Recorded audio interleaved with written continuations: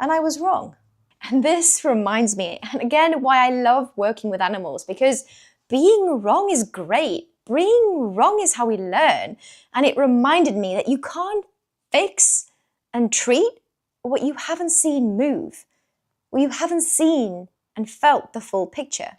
In the stable, I genuinely thought I knew what was going on.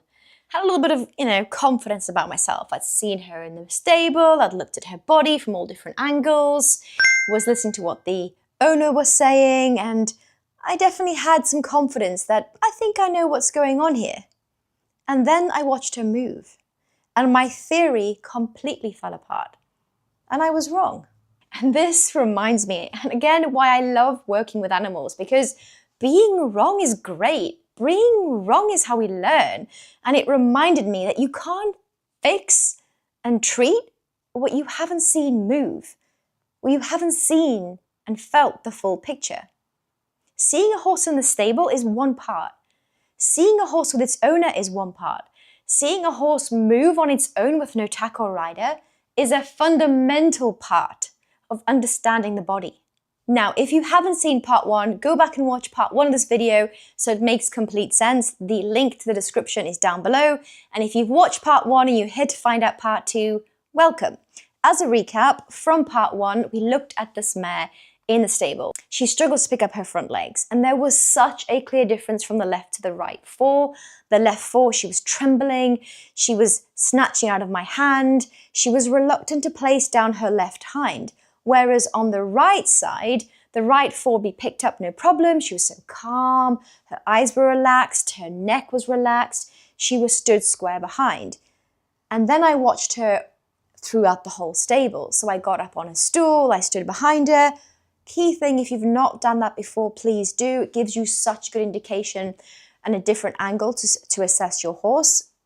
I looked at her shoulders, significant difference in the muscle around the scapula on the left, behind the wither, compared to the right. When I came down to her level at the chest, in front, looking between her front legs, the muscles on the right side of her pectoral girdle, were so much bigger than the left. Standing at the back of her and then on the stool looking down at her pelvis, you could see a clear difference from the right side to the left side. The entire right pelvic girdle, without getting to a technical here on anatomy, was huge, was so much bigger. So the body already now is telling me that there is chronic, long-term patterns going on. This wasn't just something that's happened overnight. So I assumed, looking at her in the stable and seeing these asymmetries, that I had an idea of what was going on. But the movement showed me the truth. And I really want to give you guys the tools and understanding and take-home message that seeing a horse statically is very different to watching it move. And I always ask myself this when I'm working with a client, as a therapist, what are we trying to achieve? Because if we're going for symmetry, can we really say that's the main goal? Because are we really symmetrical as riders? Is the goal symmetry? What happens if the goal is to improve function? Surely that's more of a goal. I don't know. I'd love to know your thoughts. Let me know your thoughts below. My theory and way I've been treating horses and dogs over the years has adapted, not only because my knowledge has improved, but my feel has improved. And being a rider myself, I understand that a horse might look asymmetric and might look like it's got a really bad conformation, but you sit on board and my God, it moves. And isn't that what we're seeking for as riders? Or even from the ground if you don't ride, if you're wanting to improve the movement, the horse's welfare, health. Is symmetry really the goal? So when I saw this mare move, both on the hard ground, in walk only, and then when I watched her in the arena on a softer surface, in walk, trot, and canter, absolutely everything changed. I was totally wrong about the preconceived theories I'd created seeing her in the stable, seeing the asymmetries in the stable. The patterns in the stable, those muscle asymmetries, didn't match what I was seeing when I watched her move. So what did I see? When I watched her move, given on what I'd thought, because she was so uncomfortable on lifting up that left fore, my brain assumed, okay, she's going to be very uncomfortable going one direction to the other. And when I saw it, I thought, oh my God, she's actually uncomfortable on the right fore, not the left. The right fore. This really stood out as more of a problem in movement. When I was watching her in the stable, there was such a difference in her pelvis that I thought, oh my gosh, she must be really uncomfortable on the right hind. She was actually very uncomfortable on the left hind. So again, what's right, what's wrong? We don't know and don't have X-ray eyes. But what I wanted to say, and my point of this video, is that don't assume just from a stable assessment that you know what's going on. When we start to assess horses in all fields, in all aspects, with, without the tack on, with, without the rider on, you really start to understand the full picture to what is going on with that horse. And through seeing her in the stable, thinking it was the left fore that was the issue, to watching her move, seeing the clear head nod, very clear that it was the right fore. Now that would make sense because when she was picking up the left fore in the stable and she was snatching it out my hand, it wasn't because the left fore was the problem, it's because she's putting weight onto that right fore that was taking all of the body weight, and she was so uncomfortable she didn't even know what to do with her left hind. That's why she was pulling that left fore out of my hand, going, no, I need to put that on the ground to get weight off of my right fore. Let me know if you have any thoughts, comments, comment below. I'm always here to learn, but also here to answer any questions. With this mare, because of what I'd seen and also hearing the history, the management, the specific work that I did with her was very much dependent on the aftercare.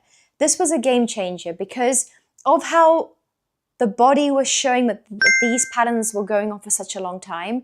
I wanted to make sure that once we've done a little bit of treatment, and that's the key here, less is more. Less is more in a body that is already compensating. The key thing that I wanted to do was give a little bit of treatment, give a structured aftercare routine, because if we go back to what we've always done, the body will just go back to what it's always used to doing and compensating for a reason. So the biggest change here was looking at the management, seeing how many times a day she left the box, what was the frequency, what was the duration, what exactly was involved. All of these key factors, even to the point of being very specific about who was riding the mare because of the frame that we wanted her to be in. All key factors when it came to ensuring that we were all working as a team towards helping this mare improve her movement, improve her way of going. It wasn't just about a one treatment, a one solution, one fix approach. Only 3 weeks later, I was genuinely blown away by the progress in how this mare was moving. I honestly couldn't believe, and I don't even know why I keep being so shocked, but when you work with a team of owners, riders, trainers, veterinarians, you genuinely see the fastest results when it comes to horses because their bodies are constantly wanting to heal. All they're looking for is the right environment, the right training.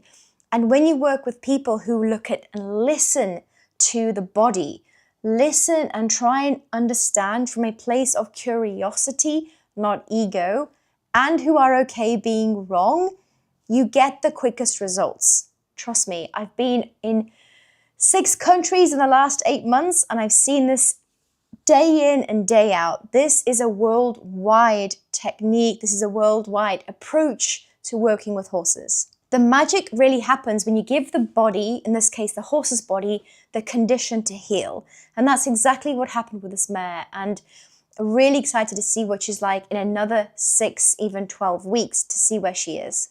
The big takeaway from this episode today is don't focus solely on static assessment. We ride the horse, we watch them move for those of us that have performance horses. So understanding how they move, watch how they move as a team, as a collective, then implementing specific aftercare advice will transform your horse. I promise, I've seen it all over. If you want to understand your horse more and you enjoyed this video today, first of all, please give me a follow and subscribe, like, and share this with anyone who needs to see it. And the second thing is I have a community group on school called the Female Rider Code. We not only look at understanding our horse's behavior better so that we can know how to train and adapt our training to suit them. It's also working on us as riders, optimizing our health so that we can show up as a 50-50% partnership. We can show up in the best way that we can, both in and out of the saddle. So if you haven't already, join the group. Click on the link below in the description.